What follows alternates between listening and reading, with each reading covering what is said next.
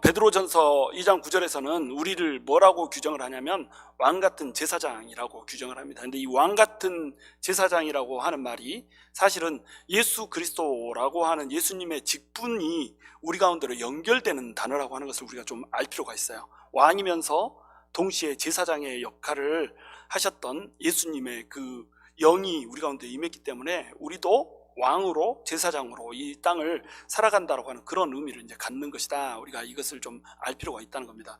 자, 인간은 예수님을 필요로 할까요? 네, 필요로 하죠. 왜? 우리가 인간이 죄인이기 때문에. 모든 인간은 죄인입니다. 의인이 없되 단 한 명도 없기 때문에 모든 인간은 구원을 필요로 하는 거예요. 죄인이라 이 말은 내 스스로 절대로 자기 스스로 구원할 수 없고 구원에 이룰 수 없다라고 하는 뜻이거든요. 그러니까 구원이 하나님으로부터 와야 되는 거예요. 그러려면 구원자가 필요하죠. 그 구원자는 바로 예수님이라는 겁니다. 세상에 구원 얻을 만한 이름을 주신 적이 없으니 그 구원받을 이름은 누구밖에 없다는 거예요? 예수 그리스도 한 분밖에 없다는 거예요. 그래서 모든 사람은 구원을 필요로 합니다. 그러면 구원을 필요로 한다, 이 말은 무슨 뜻이에요? 우리 정체성이 구원이 없는 존재, 멸망할 존재, 이런 뜻이에요. 그러니까 모든 악과 고통으로부터 우리의 문제들이 해결되는 것, 이것을 우리가 이제 구원이라고 부른다는 거예요. 그럼 악과 고통은 왜 오는 것일까요? 우리가 죄인이기 때문에 온다는 거예요. 우리가 죄인이다라고 하는 이 사실이 우리를 죽게 만들어요. 왜? 죄의 삭은 사망이기 때문에. 죄의 삭은 사망이므로 우리가 죄인이라면 우리는 반드시 죽어야 되는 거고, 이 악과 고통이라고 하는 것은 죽음의 그림자라는 거예요. 마치 우리가 이게 코로나 바이러스에 걸리면 어떻죠? 증상이 오잖아요. 막 이렇게 혀의 맛도 잃어버리고 뭐 재채기도 나고 이렇게 되잖아요. 이렇게 나는데 재채기 나고 콧물 나고 이렇게 감기 증상이 있고 뭐 이런 증상들은 뭐예요? 그냥 증상일 뿐이라는 거예요. 이 원래 원천은 뭐예요? 바이러스라는 거죠. 이 바이러스가 원천. 우리는 뭘 가지고 있어요? 죽음이라고 하는 바이러스를 가지고 있는 존재라는 겁니다. 이 죽음이라고 하는 것을 가지고 있기 때문에 그것에 대한 증상으로 우리가 아프기도 하고 고통스럽기도 하고 결핍이 생기기도 하고 이렇게 되는 거예요. 우리가 죄인이라고 하는 사실, 죄를 가지고 있다는 이 사실에서 우리 인류의 모든 고통이 시작된다는 거예요. 우리의 인간의 궁극적인 문제는 뭐라는 거예요? 그래서 죄와 죽음이라는 겁니다. 이 죄와 죽음의 문제를 우리 스스로 해결할 수 있어요? 없어요? 없어요. 우리한테 죽음이 왔다, 이 말은 딱 우리가 죽는다 이것뿐만을 의미하는 것이 아니라 죽음의 그림자들, 다시 얘기해서 수고하고 슬프고 고통스럽고 아프고 눈물이 흘려야 되고 이런 모든 증상들을 수반하는 것이다. 그래서 성경은 인간을 뭐라고 규정하는가 우리가 한번 같이 읽어볼게요. 야고보서 4장 14절 읽습니다. 시작. 너희는 잠깐 보이다가 없어지는 안개니라. 시편 90편 10절도 한 번 있습니다. 시작. 우리의 연수가 70이요 강건하면 80이라도 그 연수의 자랑은 수고와 슬픔뿐이요 신속히 가니 우리가 날아가나이다. 성경은요 우리 인간을 안개라고 규정을 해요. 안개는 쫙 좌욱하게 있다가 뭔가 있는 것처럼 딱 우리 시야를 가리다가 햇빛이 똑 떠면은 사라져 없어지죠. 또 성경은 우리를 아침 풀꽃이라고 얘기를 해요. 꽃이 이쁘게 폈다가 햇살이 딱 뜨면은 훅 시들어 버리죠. 또 이 성경은 우리의 인생에 대해서 뭐라고 얘기를 하냐면 쏴놓은 화살이라고 얘기해요. 훅 있는 것 같은데 없어, 씩 지나가고 없어요. 또 성경은 우리의 인생을 나그네라고 규정을 해요. 나그네는 뭐 어떠죠? 그냥 이 동네에 있다 싶었는데 어느샌가 사라지고 없단 말이에요. 자기 고향으로. 그렇죠. 우리가 여행을 할 때 여행을 하면서 여행지에다가 좋은 맨션을 하나 사는 사람은 없잖아요. 그렇죠. 갑자기 어디 저기 플로리다나 뭐 이런 데로 놀러 갔는데 거기 바닷가에 너무너무 아름다운 저택이 있는 거예요. 돈도 있어요. 여기다가 집 살 사람이 있을까요? 별장으로 살 사람은 있겠죠. 근데 내가 거주할 집을 살 사람은 없단 말이에요. 왜? 우리한테는 돌아가야 될 고향이 있기 때문에. 우리 인간의 존재는 고향, 본향을 바라보면서 사는 겁니다. 이 땅에는 아무것도 우리가 바라볼 게 없어요. 있다가 혹 사라진다는 겁니다. 그게 우리 인간의 정체성이라는 거죠. 제가 딱 이렇게 하면 넘겨주세요. 딱 이렇게 하면 그래서 우리가 예수 그리스도가 무슨 뜻인지를 좀 살펴봐야 돼요. 자, 예수 그리스도 할 때 예수는 무슨 뜻이고 그리스도는 무슨 뜻일까요? 왜 예수 그리스도 이렇게 부르는 걸까요? 예수는 이름이고 그리스도는 직분이에요. 타이틀. 곽형일 목사, 그러면 곽형일하고 목사가 같은 건 아니잖아요. 곽형일은 내 이름이고 목사는 타이틀이고 이렇단 말이에요. 그것과 똑같아요. 예수 그리스도, 그리스도는 직책이에요. 직분. 그러면 예수라고 하는 이름의 뜻은 뭐예요? 구원이라고 하는 뜻입니다. 예수, 이래서 예슈아, 원래는 이렇거든요. 발음이 예슈아, 예수님의 여호와의 구원 이런 뜻이에요. 예슈아, 자슈아 비슷하죠. 우리말로 하면 여호수아, 예슈아, 여호수아, 그 다음에 호세아, 이게 다 비슷해요. 이게 전부 다 구원이라는 뜻이 되는 겁니다. 근데 여기서 예, 여 이런 게 들으면 여호와라는 뜻이 되는 거예요. 그래서 여호와의 구원, 이게 예수님의 이름의 뜻이에요. 히브리어로는 예슈아 이렇게 부르는 거고, 요거 이제 그 헬라어로는 예소스 이렇게 부르는 거예요. 예소스 이렇게. 그런데 이걸 이제 영어로 옮기면서 I가 J로 바뀌어요. J를 이제 저쪽에서는 I로 발음하기 때문에 예수 이렇게 발음하는데, 영어에서만 이상하게 J로 발음해갖고 다 망쳐놨어. 예수의 뜻은 뭐다? 여호와의 구원이다 이런 뜻이 되는 겁니다. 이름이에요 이게. 그 다음에 그리스도는 직분이에요. 근데 그리스도가, 우리가 그리스도 하면은 구원자 이렇게 알고 있잖아요. 원래 뜻은 구원자가 아니에요. 자, 그리스도의 원래 이름은 메시아예요. 메시아. 히브리어로 메시아인데, 메시아는 기름을 부었다 이런 뜻이에요. 기름 부음을 받은 자 이런 뜻. 이것을 그대로 헬라어로 옮겨놓은 게 크리스토스예요. 크리스토스는 뜻이 뭘까요? 이것도 기름 부음을 받은 자. 그 뜻 그대로 이제 옮겨놓은 겁니다. 이건 이제 우리말로 옮기다 보니까 크라고 하는 발음을 그때는 잘 안 썼어요. 그래서 그로 쓰니까 그리스도 이렇게 써놓은 겁니다. 영어에서는 이제 크라이스트 이렇게 부르죠. 이것도 크라이스트가 뭐예요? 크리스토스인데 그 크라이스트, 이게 그 우리말로는 이건 이제 그리스도 이렇게 부르는 거죠. 기름 부음을 받은 자라고 하는 이 뜻이 왜 중요한가? 왜 메시아라고 불렀고 왜 그리스도로 불렀는가? 이것이 뜻 자체가 기름 부음을 받은 자라고 하는 뜻이라고 그랬죠. 구약 시대에 기름 부음을 받는 존재가 세 존재가 있었어요. 한 명은 왕, 다른 한 명은, 커닝하셔도 돼요 이제, 선지자, 그 다음에 한 명은 제사장, 이렇게 세 존재가 있었던 겁니다. 왕은 하는 역할이 뭐죠? 통치, 다스리는 역할을 하는 거예요. 제사장은 하는 역할이 뭐죠? 화목을 시키는 거예요. 하나님과 우리의 원수된 것을 화목케 하는. 이런 선지자가 하는 역할은 뭐죠? 계시를 해준 거예요. 하나님의 말씀을 계시하는. 그래서 예수 그리스도의 사역은 그리스도라고 하는 그 이름의 뜻에서 세 가지로 나뉘게 되는 거예요. 하나는 통치, 하나는 화목, 그 다음에 또 하나는 계시. 요 세 가지를 하나님께서 해주는 겁니다. 그래서 예수님께서 이 땅에 오셔가지고 일을 하시는데 어떤 일을 하세요? 전도하고 치유하고 또 이 교육하고 이 일을 하잖아요. 이게 하나님이 예수님을 보내주시면서 예수님이 이 땅에서 해야 되는 그리스도로서의 일, 세 가지 직분, 통치하며 화목시키며 또 계시하는 요 세 가지 일을 그 일에다가 담아놓은 거예요. 그래서 3대 사역이 치유와 교육과 그 다음에 전도였던 이유가 그 이유 때문에 그런 겁니다. 그래서 예수 그리스도라고 하는 말은 무슨 뜻이냐? 그리스도가 이 왕이며 제사장이며 선지자라고 하는 뜻이기 때문에 예수님이 이 땅에 왕으로 오셨다는 뜻이에요. 근데 예수님이 오시기 전에 이 땅의 왕은 누구예요? 공중의 권세 잡은 자, 세상 임금, 사탄이 왕이었단 말이에요. 마귀가 왕이었단 말이에요. 왜? 인간이 사탄의 꼬임에 넘어가서 죄를 지었잖아요. 그 죄를 틈타고 들어온 마귀가 왕 노릇을 불법적으로 해버리는 겁니다. 그런데 이것을 누가 깨트려요? 예수님이 깨트리고 나온 거예요. 예수님을 우리가 주인으로 모시는 순간에 우리는 뭐가 돼요? 예수님을 왕으로 모시는 예수님의 백성이 되는 겁니다. 그러면서 예수님의 왕권이, 그 통치권이 우리 안에 들어와 버리는 거예요. 그래서 우리도 예수님의 권능과 권세를 가지고 세상에서 왕 노릇하면서 살 수가 있는 거예요. 또 예수님은 이 땅에 대제사장으로 오셨어요. 우리에게 있는 대제사장은 우리의 고통을 전부 다 체휼하여서 아시는 분이라고 그래요. 체휼, 이 말은 뭐냐면 우리의 고통을 몸으로 느껴서, 몸체자에 휼, 긍휼할 휼자, 우리의 고통을 몸으로 스스로 느껴서 아시기 때문에 우리를, 그 고통을 아시기 때문에 불쌍히 여기시는 분, 이게 우리 예수님이라니까요. 그래서 그 예수님이 우리한테 대제사장으로 오셔가지고 제사를 드려줬어요. 제사장으로서 제사를 베풀었고 자기 스스로 제물로서 희생 제물로 드려졌다. 그래서 그걸 통해서 우리와 하나님이 화목하게 만들고 하나님 앞에 우리가 온전한 모습으로, 죄가 없는 모습으로, 의로운 모습으로 나갈 수 있게 열어주신 분이 누구다? 바로 예수님이라는 거예요. 그러니까 대제사장이죠. 그 다음에 마지막으로 예수님은 선지자로 이 땅에 오셨죠. 선지자가 하는 일은 뭐라고 그랬죠? 계시, 천국의 복음을 알려주는 겁니다. 어떻게 해야 천국 가는지, 누가 천국 가는지. 누가 천국 가죠? 예수님을 왕으로 모시는 사람, 예수님을 주인으로 모시는 사람이 천국 가는 거예요. 왜? 대제사장으로 오셨잖아요. 우리 죄의 문제를 해결해 버렸잖아요. 죽음의 문제도 해결됐죠.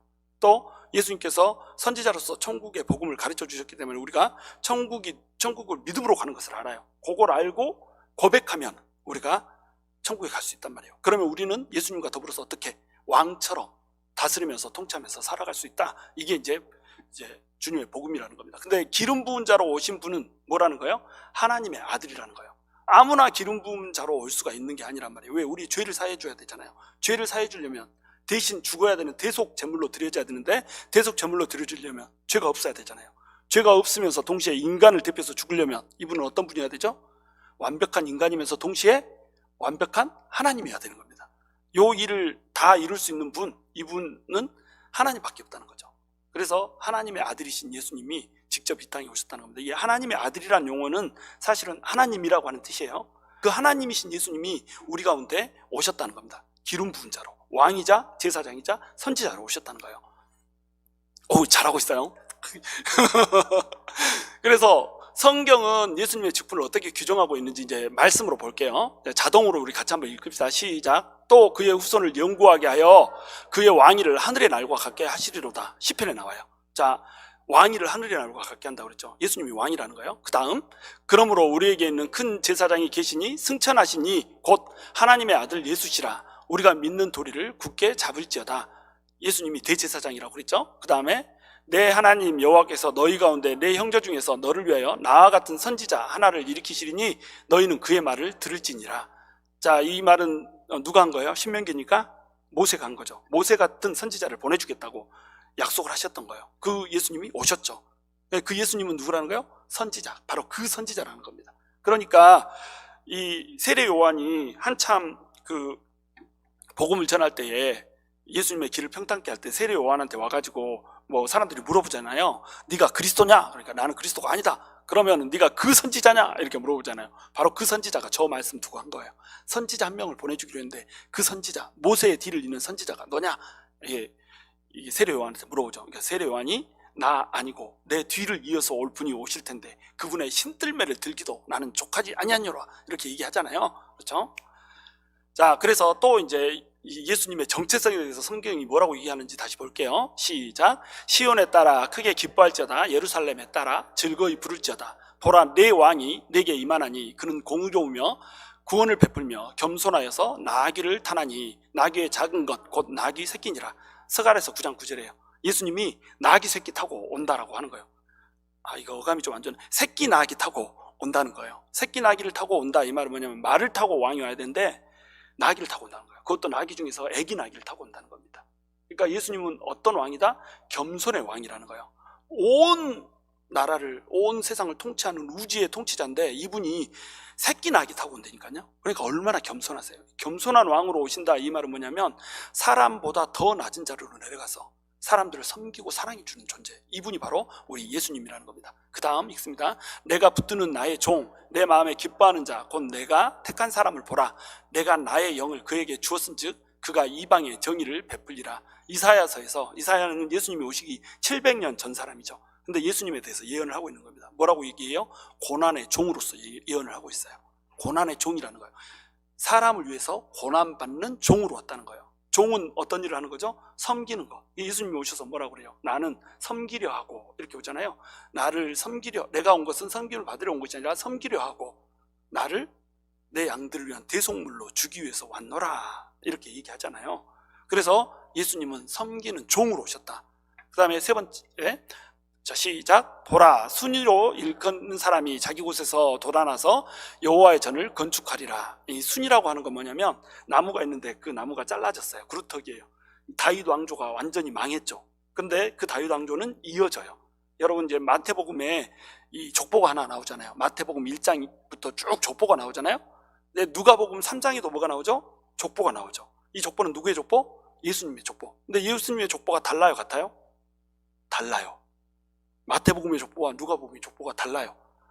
예, 다윗까지는 똑같이 오다가 다윗에서 갑자기 이름이 갈리는 거예요.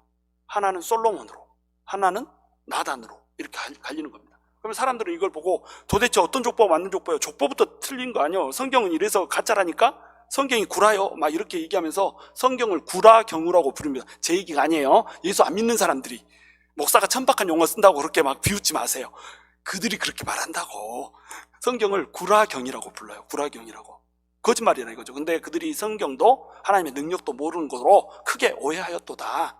오해. 이거 이 마태복음은 유대인들을 대상으로 썼잖아요. 유대인들을 대상으로 썼기 때문에 유대인들은 여자를 치지를 않잖아요. 여자를 이렇게 숫자에다 넣지 않았단 말이죠. 유대인들한테 쓸 때는 요셉의 족보를 써야 되는 겁니다. 법적 족보를 써야 되는 거예요. 그러니까 솔로몬을 이어서 오는 요셉의 족보를 쓴 거예요. 근데 누가복음은 데오빌로 각하에게 쓴 거잖아요. 데오빌로 각하는 테오필러스 이래가지고 사랑받는 자 이런 뜻이거든요. 사랑받는 자라고 하는 이름 뜻은 뭐예요? 모든 이 세상에 하나님의 사랑받는 자들을 말하는 겁니다. 세상 사람들을 상대로, 이방인들을 상대로 썼단 말이에요. 이방인들을 상대로 썼기 때문에 마태복음에서는 아브라함, 다윗에서부터 쭉 내려오죠. 아브라함과 다윗의 자손 예수 그리스도의 족보라 이러고 딱 내려온단 말이에요. 유대인들한테 썼으니까. 유대인들한테는 아브라함 이상의 사람은 중요하지 않아요. 언약을 받은 게 아브라함이니까.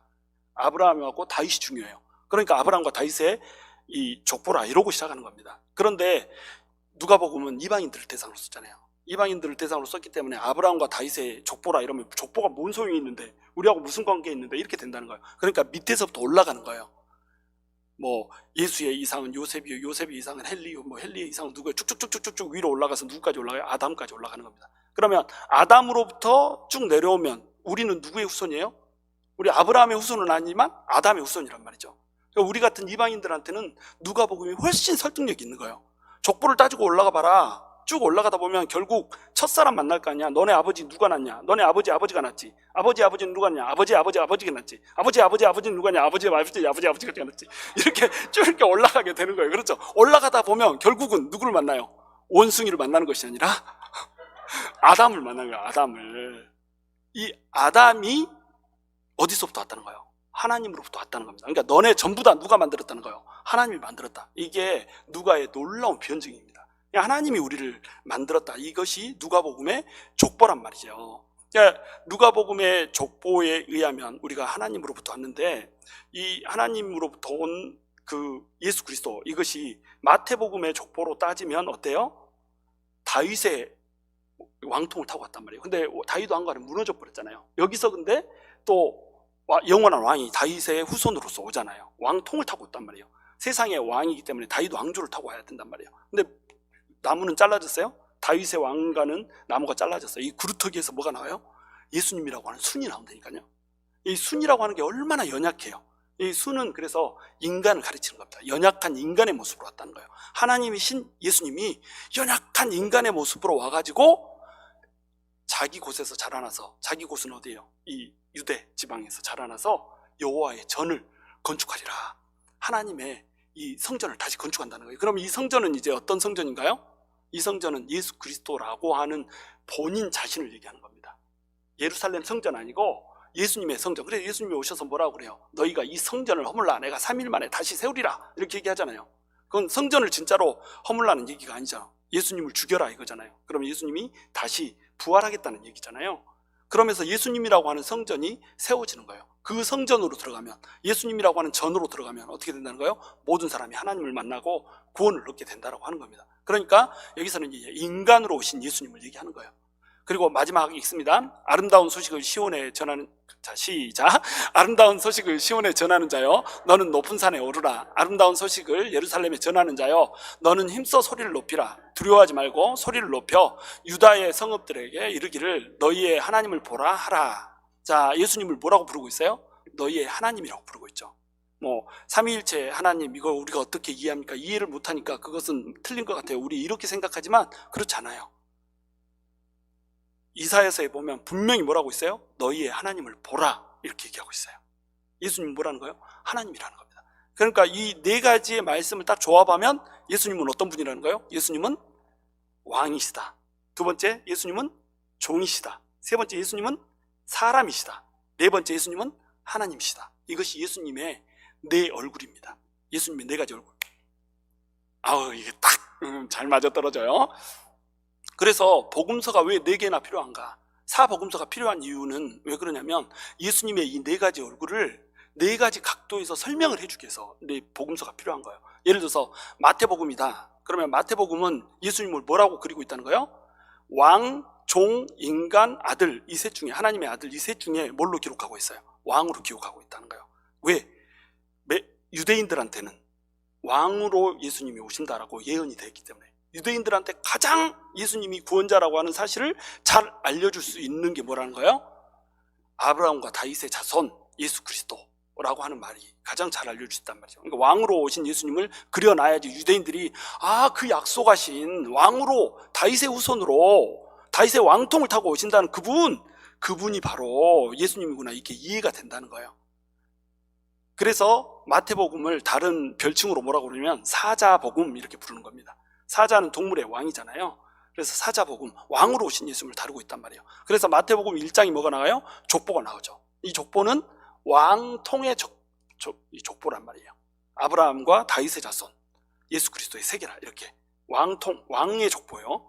그 다음에 마가복음은 고난의 종으로 오신 예수님을 상징하고 있어요. 마가복음은 종으로 오신 예수님입니다. 그래서 마가복음에 보면 곧, 즉시 막 이런 말 나오잖아요. 그래서 마가복음 전체에 이 순환이라고 하는 것이 굉장히 강력하게 등장을 해요. 제자도, 이거 마가복음은 누구를 대상으로 썼냐면 로마에 핍박받는 그리스도인들을, 기독교인들을 대상으로 써졌거든요. 기독교인들이 로마인들에게 핍박을 받아요. 핍박을 받으니까 이제 아니 어떻게 우리가 예수님을 믿고 예수님이 모든 세계의 왕이라고 했는데 우리는 이렇게 핍박받는가, 이런 생각을 할 수밖에 없겠잖아요. 그렇죠? 바로 이러한 시대에 하나님께서 예수님께서 이제 말씀을 해주시는 거예요. 자, 예수님이 만왕의 왕이시다. 만왕의 왕이신 그 예수님이 와서 어떻게 했냐? 순환을 받았잖냐? 채찍에 맞았잖냐? 십자가에 못 박히잖냐? 그럼 너네는 예수님의 제자라면서, 예수님의 제자면 고난의 잔에 동참해야지, 고통의 잔에 동참해야 되지 않겠냐? 그 고난의 잔에 동참한 자가 비로소 영광의 잔에도 동참할 수 있는 거야 라고 얘기해 주는 거예요. 그래서 마가복음에서는 쭉 가장 짧은 복음서가 마가복음이잖아요. 얼른 지나가는 거예요. 종이 뭔 말이 그렇게 많겠어요. 막 지나가는 거예요. 강해도 없고 설교도 없어요. 그냥 막 지나가요. 종이 무슨 설교를 합니까? 쭉 지나가는 거예요. 족보도 안 나와요. 왜? 종이 무슨 족보가 있어요. 막 지나가는 겁니다. 그래서 16장에서 딱 끝내면서 그 뒷부분은 대부분이 순환의 기사로 쓰는 거예요. 십자가를. 그래서 제자도를 가장 잘 설명해 놓은 게 뭐다? 마가복음이라는 거예요. 그래서 마가복음 시작을 어떻게 시작하냐면 이 예수 그리스도 복음의 시작이라, 이렇게 시작합니다. 예수 그리스도 그 복음의 시작이라. 이 복음이라고 하는 단어도 사실은 로마 사람들이 쓰던 말이거든요. 로마 사람들이 쓰던 말을 우리 기독교인들이 차용해서 쓴 겁니다.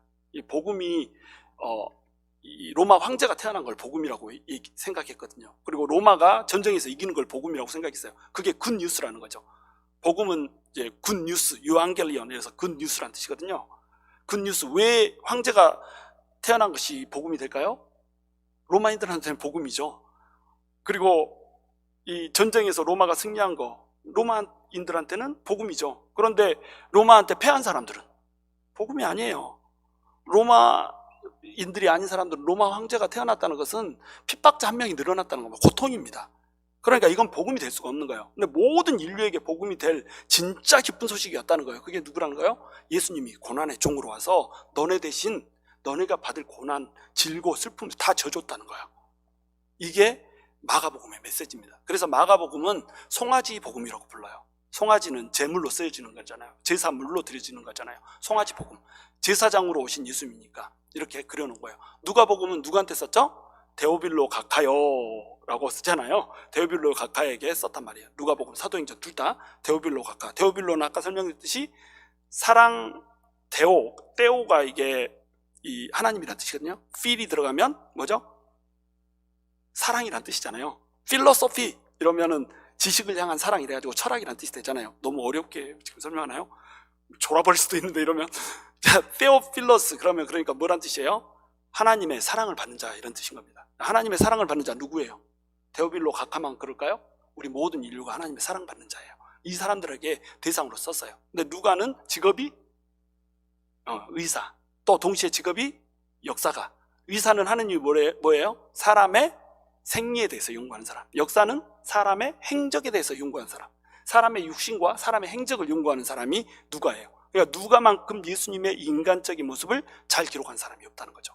겟세마네에서 기도할 때 땀방울이 핏방울 되게 기도했다. 이거 누구만 쓰고 있어요? 누가만 쓰고 있어요. 회당에서 손 마른 자가 일어섰는데 그 손이 오른손이었다라고 하는 사실을 기록하는 것도 누가 기록해요? 누가만 기록해요.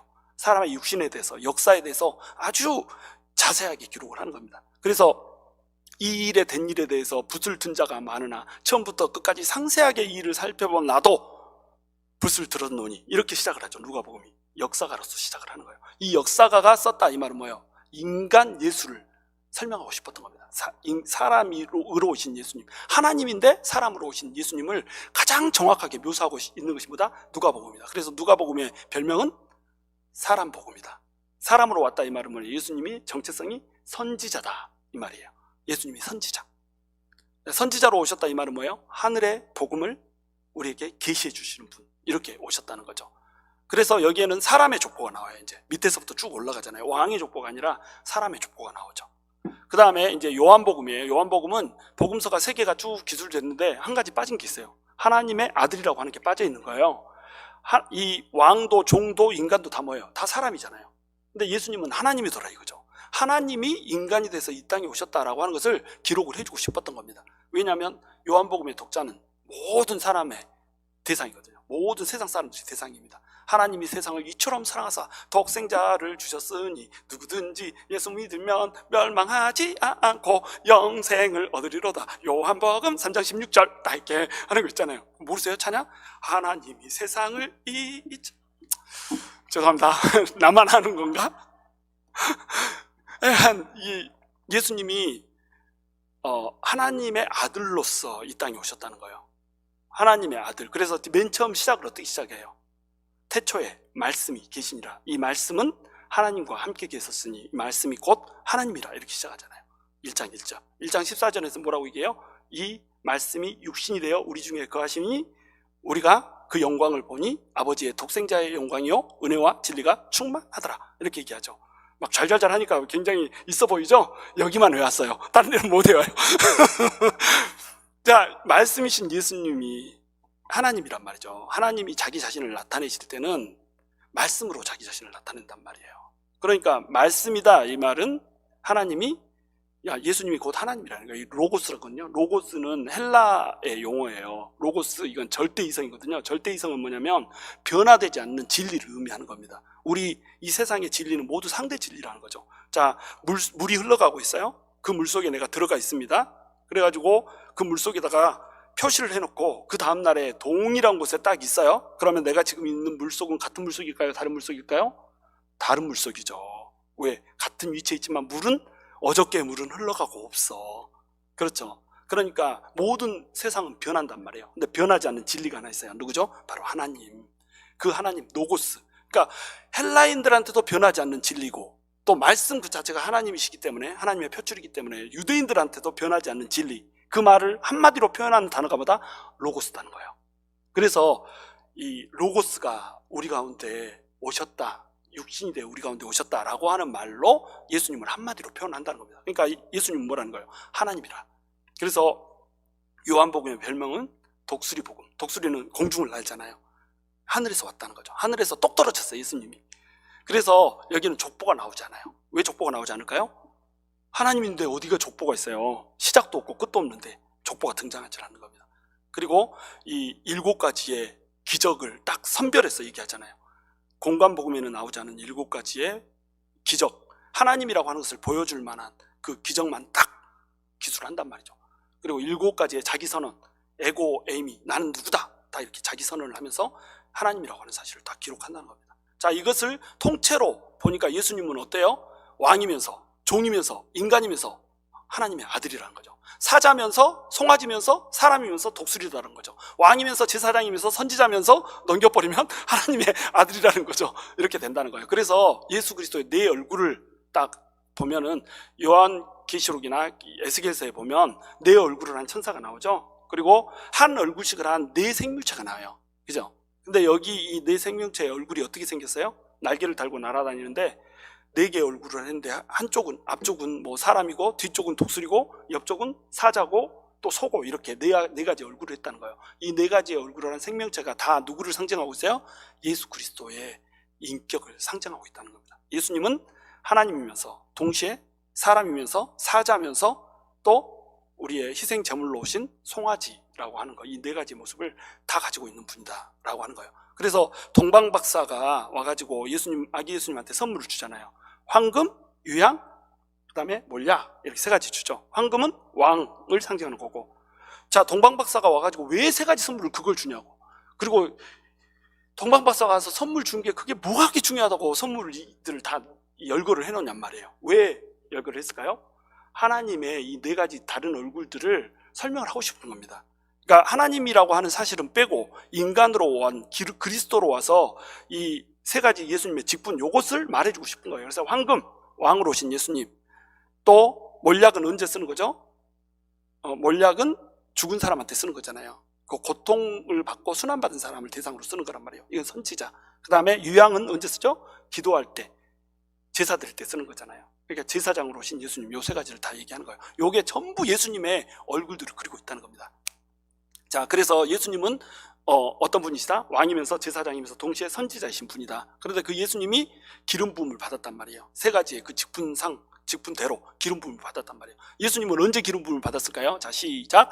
주의 성령이 내게 임하셨으니 이는 가난한 자에게 복음을 전하게 하시려고 내게 기름을 부시고 나를 보내사 포로된 자에게 자유를, 눈먼 자에게 다시 보게 함을 전파하며 눌린 자를 자유롭게 하고 주의 은혜의 해를 전파하게 하심이라 하였더라. 아멘. 자, 예수님이 하나님으로부터 성령 세례를 받았단 말이죠. 그 성령이 비둘기처럼 머리에 임하면서 기름 부음을 받았다는 말이에요. 기름 부음을 받았다 이 말은 예수님이 왕이요 제사장이요 선지자로 왔다는 거죠. 그런데 이 날로부터 뭐가 우리한테 왔다는 거예요? 은혜의 해가 왔다는 겁니다. 이 은혜의 해를 구약적인 용어로 표현하면 희년 이렇게 부르는 거예요. 희년은 이 7749 7년마다 한 번씩 이렇게 그걸 하잖아요. 안식년을 주잖아요. 땅에다가. 근데 이것이 7번씩 반복되고 49년이 흐른 다음에 그 다음에 50년째가 뭐냐면 이게 희년이에요. 그때는 모든 노예들이 노예로 된 사람이 자유롭게 돼요. 땅도 저당 잡힌 거 다 돌려줘야 돼요. 하여튼 50년째가 되면 다 돌려야 돼요. 원점으로 돌려야 돼요. 회복을 시켜야 되는 애. 이 은혜의 해가 선포되는 거예요. 예수님이 희년을 은혜의 해를 선포하러 왔다 이 말은 예수님이 온과 동시에 예수님의 그 속죄의 제사로 인해서 우리의 모든 것이 원점으로 돌아갔다. 원래 창조의 원형이 회복됐다. 잃어버린 우리의 에덴이, 잃어버린 우리의 천국이 회복됐다. 이걸 의미하는 거예요. 예수님이 그렇게 하기 위해서 오셨다는 겁니다. 모든 것을 원점으로 돌리기 위해서. 그래서 예수님이 우리에게 오신 목적은 뭐다? 회복이다. 회복. 자, 회복시키기 위해서 오신 예수님 뭘 회복시키고 있어요? 에덴을 회복시키고 있습니다. 우리 안에 소실된 낙원을 회복시키시고 기쁨을 회복시키시고 또 우리의 하나님의 형상을 회복시키고 우리가 하나님의 형상대로 지으심을 받았잖아요. 근데 죄로 인해서 우리 형상이 어떻게 됐어요? 일그러져 버렸어요. 사람인데 사람 같지 않아. 짐승 같아. 그러니까 우리 자주 표현하는 거 있잖아요. 저 짐승 같은 놈. 요게 사실은 욕 같지만 진리예요. 그렇다고 옆에 분들한테 저 짐승 같은 놈 막 이렇게 하면서 가재미 눈 뜨고 이러면 안 돼요. 우리는 이제 예수를 믿었으니까 어떤 사람? 하나님의 형상을 회복해 가는 사람인 거예요. 하나님의 형상을 회복해 가는 사람. 그리고 하나님께서는 우리의 창조의 원형을 회복시키세요. 그래서 죽었던 자에서 영원히 사는 존재. 우리는 원래 영원히 사는 존재였잖아요. 죄 때문에 죽는 자가 돼버렸어요. 근데 예수님이 오면서 우리가 죽었던 자에서 이제 영원히 사는 자로 바뀌게 되는 거예요. 회복되는 거죠. 또 하나님과 우리는 원래 교제하면서 살게 돼 있었잖아요. 죄 때문에 어땠어요? 교제가 깨져버렸어요. 그런데 예수님이 오심으로 어떻게 됐어요? 하나님과 원수된 자에서 하나님의 사랑의 대상자로 바뀌어버리는 거예요. 자, 세 번째, 마귀한테 시험에 넘어가서 마귀의 종이 됐죠. 근데 마귀의 종이 됐던 자리에서 이제 회복이 돼가지고 어떻게 됐어요? 세상을 다스리는 자로 살게 된다라고 하는 겁니다. 자, 그래서 예수를 믿는 자의 정체성은 뭐냐면 예수를 믿는 자는 예수처럼 돼요. 우리도 예수님 같은 존재가 되는 겁니다. 예수님이 기름 부음을 받았다고 그랬잖아요. 자, 우리는 기름 부음을 받았을까요? 안 받았을까요? 우리 기름 부음 받았어요? 안 받았어요? 여러분 기름 부음 받았어요? 안 받았어요? 받았어요. 뭘로? 성령의 기름으로 기름 부음 받았잖아요. 성령님이 우리 안에 내주하시잖아요. 내주 안 하시는 분 큰일이에요. 내주 안 하면 안 돼요. 천국 못 가요. 성령님이 우리 안에 내주해야 돼요. 내주하는데 내주한다는 것을 어떻게 내주하게 됐는가? 성령님의 기름 부음으로 내주함이 됐다니까요. 예수를 믿는 순간에 성령님이 우리 안에 기름 부어져요. 제 말이 아니에요. 성경에서 나옵니다. 요한일서 2장 20절. 자, 시작. 성도 역시 성령으로 기름 부음을 받은 자요. 시작.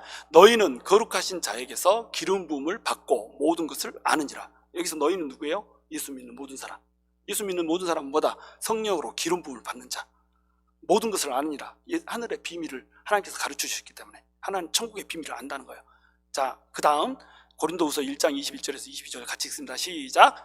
우리를 너희와 함께 그리스도 안에서 경고케 하시고 우리에게 기름을 부으신 이는 하나님이시니 저가 또한 우리에게 인치시고 보증으로 성령을 우리 마음에 주셨느니라. 아멘. 하나님께서 우리에게 어떻게 하셨다고요? 기름 부음을 부으셨다니까요. 기름 부음을 받은 존재는 뭐예요? 왕이요, 제사장이요, 선지자란 말이에요. 그러니까 하나님께서는 우리를 뭘로 세우셨다는 거예요? 왕이면서 제사장이면서 선지자로 세우셨다는 거예요. 물론 그렇다고 그래서 내가 왕이요 막 이렇게 왕노릇 하면 안 돼요. 성도들 앞에 왕노릇 하면 안 됩니다. 내가 뭐 선지자요 막 나는 선지자요 막 그래서 막 계시를 받은 것처럼 이렇게 하면 안 되고, 우리가 왕 같은 제사장으로 사는 거예요. 제사장의 역할은 뭐죠?